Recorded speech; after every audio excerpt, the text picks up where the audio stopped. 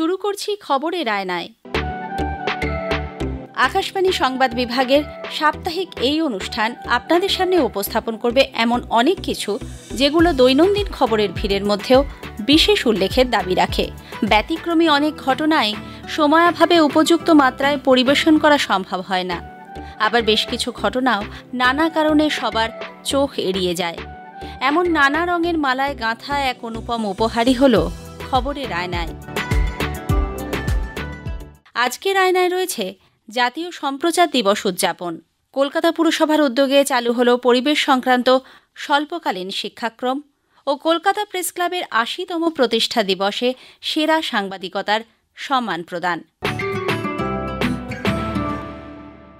আজ জাতীয় সম্প্রচার দিবস। ১৯২৭ সালের আজকের দিনেই ইন্ডিয়ান ব্রডকাস্টিং সার্ভিসের মাধ্যমে ভারতে প্রথম সংগঠিতভাবে সম্প্রচার শুরু হয়। যদিও তার আগে ১৯২৩ সালের জুন মাসেই রেডিও ক্লাব অফ বম্বে এই নামে একটি সম্প্রচার শুরু হয়েছিল।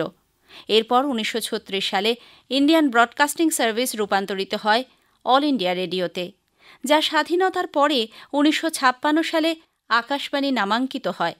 বর্তমানে সারা দেশে ৫৯১টি কেন্দ্রের মাধ্যমে ২৩টি ভাষায় মোট জনসংখ্যার ৯৮% কাছে দেশের উন্নয়ন, শিক্ষার প্রসার ও সাংস্কৃতিক ঐতিহ্য রক্ষায় সম্প্রচার কার্য চালিয়ে যাচ্ছে আকাশবাণী। ধারাবাহিক সেই সময়ের কথা তুলে ধরলেন আকাশবাণী সংবাদ বিভাগের প্রাক্তন যুগ্ম অধিকর্তা শঙ্কর দাশগুপ্ত। আমাদের দেশে বেতারের ভূমিকা যে কি অপরিসীম গুরুত্ব আছে সে সম্বন্ধে এতদিনে মানুষ নিশ্চয়ই বুঝেছেন। ভারত স্বাধীন হওয়ার পর সেই সময় বেতার ছাড়া আর কোনো গণমাধ্যম সেভাবে ছিল না, কারণ প্রিন্ট মিডিয়া সকলে কাছে পৌঁছতো না।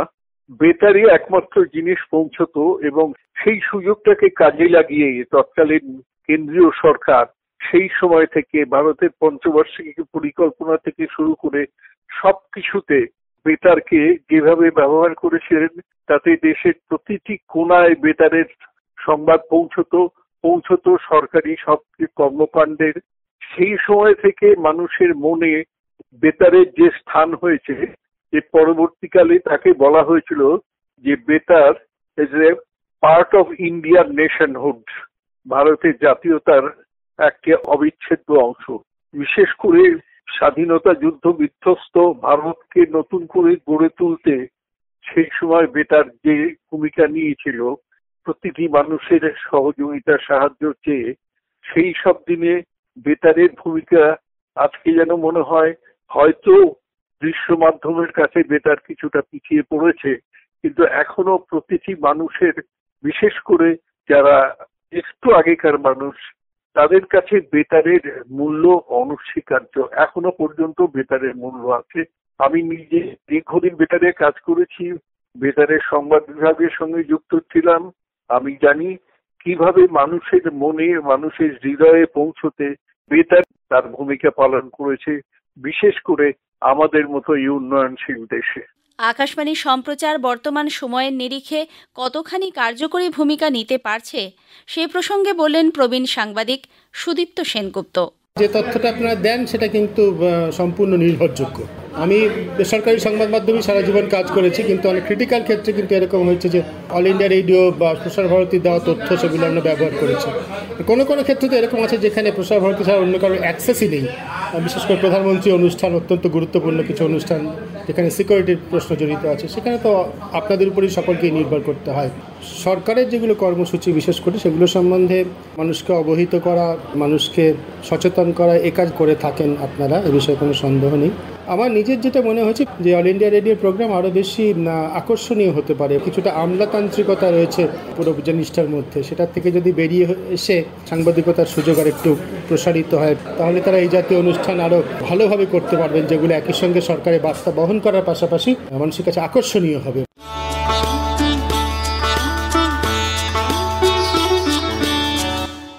জলবায়ুর পরিবর্তন ও তার রক্ষা এই বিষয় নিয়ে সম্প্রতি স্বল্পকালীন শিক্ষাক্রম চালু করেছে কলকাতা পুরসভা। পুরভবনের স্বল্পকালীন শিক্ষাক্রমের উদ্বোধন করেন রাজ্যের পুর ও নগরোন্নয়ন মন্ত্রী তথা কলকাতা পুরসভার মেয়র ফিরহাদ হাকিম। শিক্ষাক্রমে অংশগ্রহণকারী পড়ুয়াদের উদ্দেশ্যে মেয়র বলেন, মানুষের প্রাণ বাঁচানোর জন্য লড়াই করতে হবে। সেজন্য সাধারণ মানুষকে পরিবেশ সম্পর্কে সচেতন করা প্রয়োজন। পরিবেশ সম্পর্কে সাধারণ মানুষকে অবগত করার জন্য পৌঁছে যেতে হবে তাদের কাছে। সমাজকে, আমার পৃথিবীকে, আমার দেশকে তোমরা এগিয়ে নিয়ে যাবে। আর এগিয়ে নিয়ে যাওয়ার জন্য দরকার যেটা মেন, সেটা হচ্ছে পরিবেশ সচেতনতা। আমি শিখলাম, অনেক কিছু জানলাম, কিন্তু সেটা বাস্তবে আমি ইমপ্লিমেন্ট করলাম না, তাহলে সেই জ্ঞানের কোনো দাম নেই।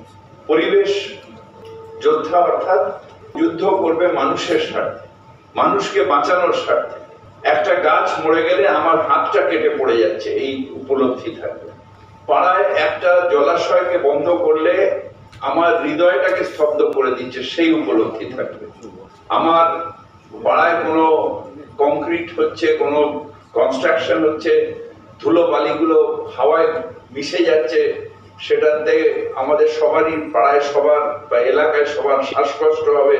তাই সেটাকে ঢাকার জন্যে পুলিশ, পৌরসভা যেখানে দৌড়তে হয় দৌড়বো, কিন্তু মানুষকে সুস্থভাবে বাঁচবো সেই আবেগটা মনের মধ্যে থাকবে, তবে গিয়ে এই যুদ্ধতে তুমি সফলতা পাবে। এই শিক্ষাক্রম সারা বছর ধরেই পর্যায়ক্রমে চলবে বলে জানিয়েছেন কলকাতা পুরসভার পরিবেশ বিভাগের মেয়র পারিষদ স্বপন সমাদ্দার। বিশিষ্ট পরিবেশ বিশেষজ্ঞরা পুরসভার এই শিক্ষাক্রমে ছাত্রছাত্রীদের পরিবেশ সম্পর্কে পাঠদান করবেন।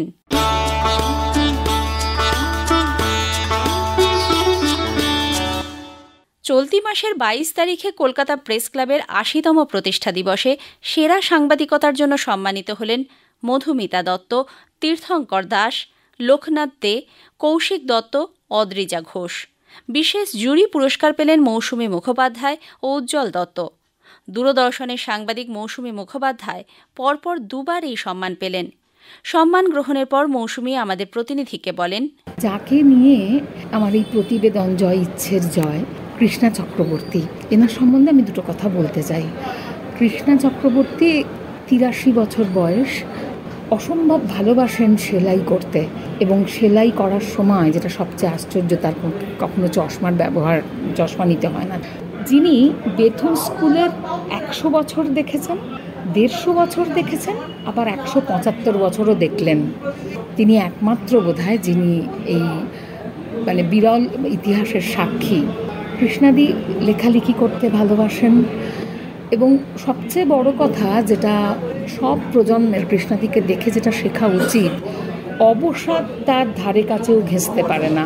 তিনি বলেন, নিজেকে যদি কাজের মধ্যে রাখো, নিজেকে যদি পড়াশুনোর মধ্যে রাখো, দেখবে অবসাদ তোমার ধারে কাছেও আসতে পারে না। ৮৩ বছর বয়সে ১৯ ছাড়া তাকে বোধহয় আর কিছুই জানানো যায় না। আমার সশ্রদ্ধ প্রণাম কৃষ্ণাদিকে। আমার এই পুরস্কার কৃষ্ণাদির জন্যই, কৃষ্ণাদিকে নিয়ে। ইউনিসেফ ও কলকাতা প্রেস ক্লাব যৌথভাবে আয়োজন করে থাকে উন্নয়নমূলক সাংবাদিকতার উপর বিশেষ কর্মশালা। সারা রাজ্য জুড়ে আয়োজিত এই কর্মশালায় অংশগ্রহণকারীদের মধ্যে থেকে উন্নয়নমূলক সাংবাদিকতার জন্য ৬ জনকে পুরস্কৃত করা হয়। তাদের মধ্যে অন্যতম দিল্লি থেকে প্রকাশিত নিউজ ক্লিকের কলকাতা সংবাদদাতা সন্দীপ চক্রবর্তী উচ্ছ্বাস প্রকাশ করে বলেন, প্রেস ক্লাব এবং ইউনিসেফ তারা যে সম্মাননা আমাদের দিল, যে ৬ জন মেন্টিকে, সেটা পেয়ে তো আমাদের অত্যন্ত ভালো লাগছে, আপ্লুত হয়ে গেছি আমরা। এবং যারা মেন্টার ছিল এই প্রোগ্রামে, যেমন অমল সরকার ছিল, মৃণাল চ্যাটার্জি IIMC ঢেঙ্কানালের ডিরেক্টর ছিলেন, প্রফেসর উমাশঙ্কর পাণ্ডে ছিলেন, অনেক কিছুই শেখার ছিল যেটা মেন্টিরা শিখেছে, তার পরবর্তীকালে গিয়ে সেটা কাজে বাস্তবে প্রতিফলন ঘটিয়েছে। আমার 3টে লেখা, একটা হচ্ছে সন্দেশখালির উপরে কীভাবে পরিবেশ ধ্বংস হয়েছে, আর একটা লেখা বনবিবি যাত্রাপালা এবং বনবিবি কীভাবে আর্থসামাজিক পরিবেশ রক্ষা করছে, এবং আর একটা লেখা ইউনিসেফ কীভাবে সারা পশ্চিমবঙ্গে বাল্যবিবাহ রোধের জন্য কাজ করছে পশ্চিমবঙ্গ সরকারের সহায়তায়, সেই বিষয়ে 3টে লেখা দিয়েছি। সেই 3টে লেখাই সিলেক্টেড হয়েছে, এবং আমি এই পুরস্কারটা পেয়ে খুবই আপ্লুত বোধ করছি। আজকের আয়নায় শেষ করার আগে একটা অনুরোধ, আপনাদের কেমন লাগলো এই অনুষ্ঠান ইমেলে জানান, অথবা আকাশবাণী সংবাদের সোশ্যাল মিডিয়া পেজে। সেরা চিঠির উল্লেখ থাকবে প্রেরকের নাম সহ। আজ এ পর্যন্তই। আবার আগামী সপ্তাহে ঠিক এই সময় আকাশবাণী সংবাদ বিভাগ প্রযোজিত খবরের আয়নায় নিয়ে আসবো আপনাদের সামনে। ভাষ্য পাঠে নমামি বসুরুদ্র, সংকলন ও প্রস্তুতি অভিজিৎ চক্রবর্তী।